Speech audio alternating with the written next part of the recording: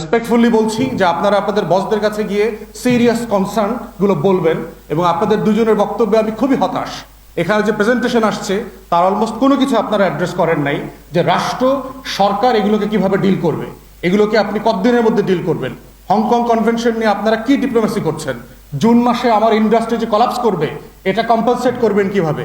যদি 20-30 হাজার শ্রমিক বেকার হয়ে যায়, ওরা তো রাস্তায় নামবে, চিটাগাংয়ে রাস্তাঘাট বন্ধ করে দেবে, ওরা চুরি ছিনতাই করবে, ডাকাতি করবে, ল এনফোর্সমেন্ট কলাপস করবে, then how you deal with ইট?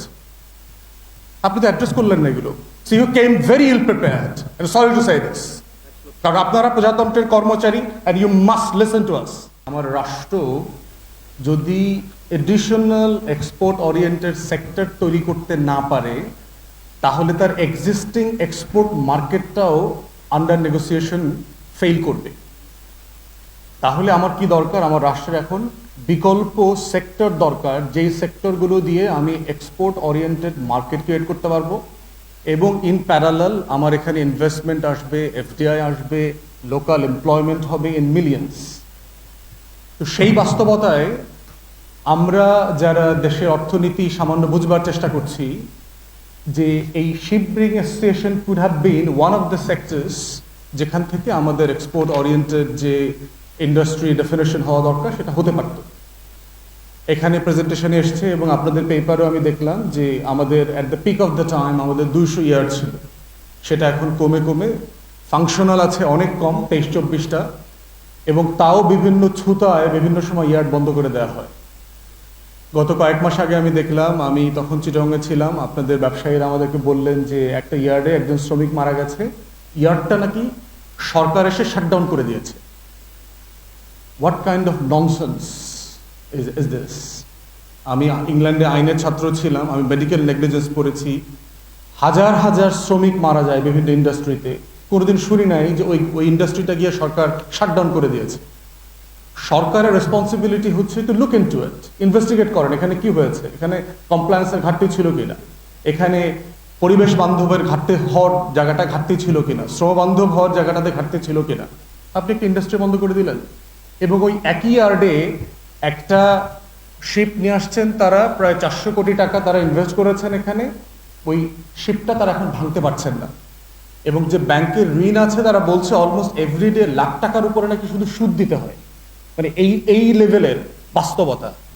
তাহলে রাষ্ট্র ডেলিভারিটলি এইখানে ইন্ডাস্ট্রিটাকে ধ্বংস করবার জন্য কাজ করছে। এখানে রেসপেক্টফুলি বলছি, আমাদের শিপ ব্রেকিং বোর্ডের এখানে অফিসিয়ালরা আছেন, আমি রেসপেক্টফুলি বলছি যে আসলে এরকম কোনো বোর্ডের দরকার আছে কিনা আদৌ। আপনাদের এই বোর্ডটা করা তো আর একটা red tape bureaucracy. We are just fed up.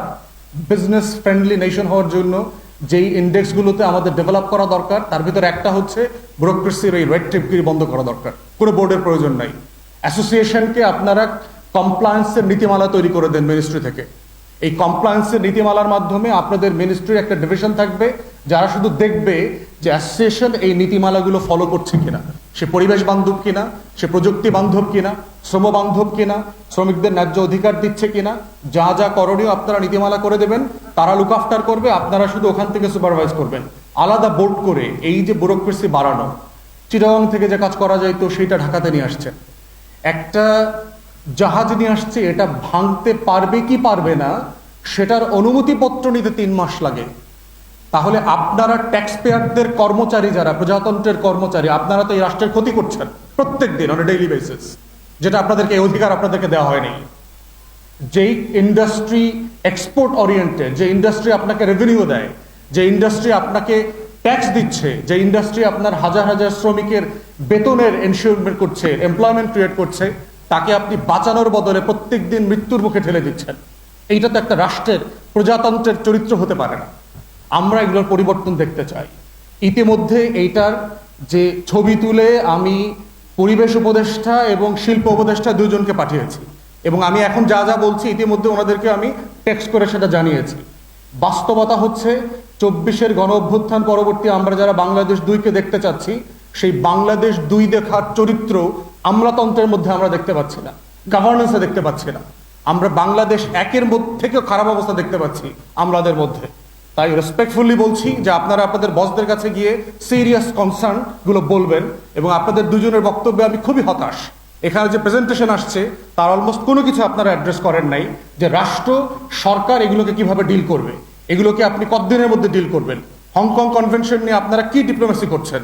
June মাসে আমার ইন্ডাস্ট্রি যে কলাপস করবে এটা কম্পেনসেট করবেন কিভাবে? যদি 20-30 হাজার শ্রমিক বেকার হয়ে যায়, ওরা তো রাস্তায় নামবে, চিটাগাংয়ে রাস্তাঘাট বন্ধ করে দেবে, ওরা চুরি ছিনতাই করবে, ডাকাতি করবে, ল এনফোর্সমেন্ট কলাপস করবে, then how you deal with it? আপনি তো অ্যাড্রেস করলেন না এগুলো। So you came very ill prepared, I am sorry to say this. কারণ আপনারা প্রজাতন্ত্রের কর্মচারী and you must listen to us. Issue হচ্ছে যে আমার কেন 200 ইন্ডাস্ট্রি পড়ে গেল, এবং অ্যাট এ টাইম আমাদের একজন কো স্পিকার বলেছেন যে আমাদের যখন কমছে তখন ভারতীয় ইন্ডাস্ট্রি বাড়ছে। What is it? পরিবেশ শুধু বাংলাদেশের এনজিওওয়ালারা বোঝে, পরিবেশ আমরা বুঝি না? আমরা বাইরে পড়াশোনা করি নাই, খালি এনজিওর টাকা পাইলে পরে পরিবেশের বোঝা যায়, সেন্স তৈরি আসে। পরিবেশ ট্রাম্প বোঝে না, না? ট্রাম্প যে কয়লার খনিগুলো আবার চালু করে দিচ্ছে, ফসিল ফুয়েল থেকে আবার ফেরত আসছে। আমার দেশ একটা গরিব দেশ, আমি কি একটা উন্নত বিশ্ব যেভাবে পরিবেশ বান্ধব হতে পারবে, can we afford to do this? We can't. আমার এখানে ইন্ডাস্ট্রিয়াল রেভলিউশনই হয়নি এখন পর্যন্ত, সেখানে west is living post-industrial revolution era. They can afford to comply with the environmental consequences. We cannot do that. This doesn't mean we ignore the environmental consequences, because Bangladesh is one of the most vulnerable countries in the world when it comes to environment. Of course, আমরা এটাকে concern feel করছি। সেই জায়গাতে আমরা বোধ করছি যে ইন্ডাস্ট্রিটাকে বাঁচানোর জন্য যত যত নিয়মকানুন করা দরকার কমপ্লায়েন্স করে ওনাদেরকে দায়িত্ব দিয়ে দেয়। আপনারা শুধু মিনিস্ট্রি থেকে দেখেন ওনারা করছে কিনা। খসরু ভাই কাইন্ডলি আমাকে মনে করিয়ে দিয়েছে যে ওনার দায়িত্বের সময় উনি গার্মেন্টস ইন্ডাস্ট্রিগুলোকে এভাবেই করেছেন, মিনিস্ট্রি থেকে ডিরেগুলেট করে দিয়ে উনি ওনাদেরকে সেলফ রেগুলেটেড করে দিয়েছেন। That's how industry should work. আপনি পার্টনারশিপ করে দেবেন, পার্টনারশিপের মধ্য দিয়ে তাদেরকে জবাবদিহিতার অধীনে আনবেন। তারপরে হচ্ছে যে ব্যাংকের লোন পাওয়া একটা ওনাদের বড় সমস্যা হচ্ছে। সাডেনলি আওয়ামী লীগের কারণে আমরা জানি যে টোটাল ব্যাংকিং ইন্ডাস্ট্রি খেয়ে ফেলেছে তারা, এবং সেক্ষেত্রে এই কনসার্নগুলো বলবার ক্ষেত্রে আওয়ামী লীগের আমলের পলিসিগুলোকে রিভাইজ করার ক্ষেত্রে অ্যাসোসিয়েশনের পক্ষ থেকে সিরিয়াস নেগোসিয়েশন করা দরকার। ইমিডিয়েটলি কোন কোন জায়গাতে আমাদের হাত দেওয়া দরকার। ফরেন মিনিস্ট্রির একজন প্রতিনিধি থাকলে ভালো হতো, আমি জানি না যে ওনারা দাওয়াত দিয়েছেন কিনা, কারণ ট্রেড নেগোসিয়েশনের একটা জায়গা হচ্ছে যে শিল্প মন্ত্রণালয় আলটিমেটলি এটা ফরেন মিনিস্ট্রিকে রেফার করবে, ওখানে একটা ট্রেডের আলাদা আলাদা ইউনিট আছে যারা ট্রেড রিলেটেড ডিপ্লোমেসিগুলো করবে। তো সেখানে তাদের প্রতিনিধি থাকলে ভালো হতো, অথবা এই ডেলিগেশন তাদের সাথে দেখা করা দরকার, তাদেরকে সিরিয়াসলি কনভিন্স করা দরকার। কারণ June is approaching fast, Ramzan, Eid আসতেছে, কোরবানির ঈদ, বর্ষা বাদল শুরু হবে, বাংলাদেশের ইলেকশনের টার্মোয়েল আছে, সব মিলায় the country is in chaos. সেইটা যদি সিরিয়াসলি আমরা নেগোশিয়েট না করি তাহলে ইন্ডাস্ট্রি কলাপস করবে। ফাইনালি যেটা বলছি সেটা হচ্ছে যে এইটাকে কেন্দ্র করে কিভাবে আমরা সেক্টর ডেভেলপ করবো, আমি জিএসপি প্লাসে চলে যেতে চাচ্ছি, যে এটাকে কেন্দ্র করে আমি কিভাবে যদি 200 ফাংশনাল ইয়ার্ড করতে পারি, এবং এখনই যদি 23টা ইয়ার্ড চলে, আপনি চিন্তা করেন 1 লক্ষ প্লাস অ্যাক্টিভ ডাইরেক্ট এমপ্লয়িজ থাকে, তাহলে যদি আমার 200 প্লাস ইন্ডাস্ট্রি ডেভেলপ করে, how many millions we can employ.